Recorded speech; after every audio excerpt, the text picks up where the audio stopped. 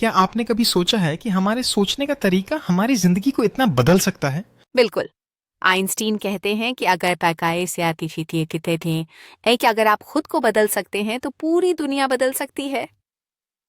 ये कितना शक्तिशाली विचार है। सही कहा। और उन्होंने यह भी बताया कि जब तर्क और भावना मिलते हैं तो एक चमत्कार होता है। क्या इसका मतलब है कि हमें अपने दिल और दिमाग दोनों की सुननी चाहिए? हाँ, यही तो असली समझदारी है। सिर्फ दिमाग से सोचने से कुछ सीमित होता है, एक से हाथ आता है, लेकिन दिल की भावना जब जुड़ती है तो चीजें गहराई से बदल जाती हैं।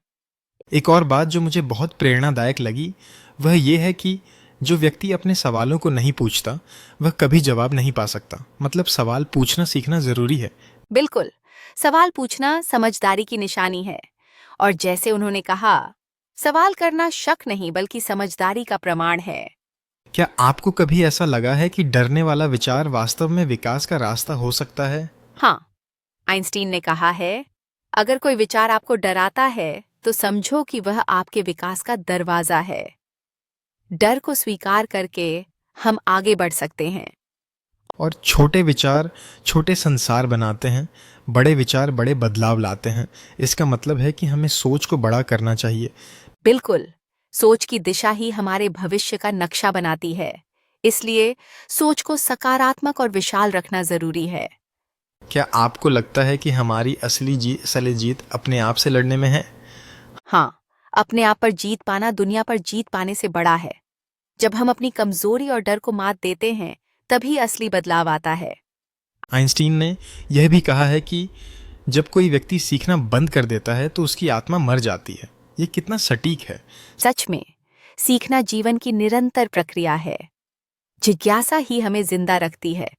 तो अंत में आप क्या सोचते हैं, हमें अपनी सोच में सबसे पहले क्या बदलाव लाना चाहिए? मेरा मानना है कि हमें अपनी सोच को खुला रखना चाहिए। नए सीसीमय सीटियमिका चाहिए। नए विचारों को अपनाना चाहिए और डर को विकास के अवसर के रूप में देखना चाहिए। तभी हम सच में खुद को और दुनिया को बदल पाएंगे। यह एक बेहतरीन सोच है। सोच बदलो, जिंदगी बदलो। शायद यही आइंस्टीन का सबसे बड़ा उपहार है। बिल्कुल। और यही हमें आगे बढ़ने की प्रेरणा देता है। आज का हमारा संवाद यहीं समाप्त करते हैं। लेकिन सोचते रहिए, सवाल पूछते रहिए और अपने विचारों को उड़ान भरने दीजिए। धन्यवाद। अगली बार फिर मिलते हैं नई सोच और नई ऊर्जा के साथ।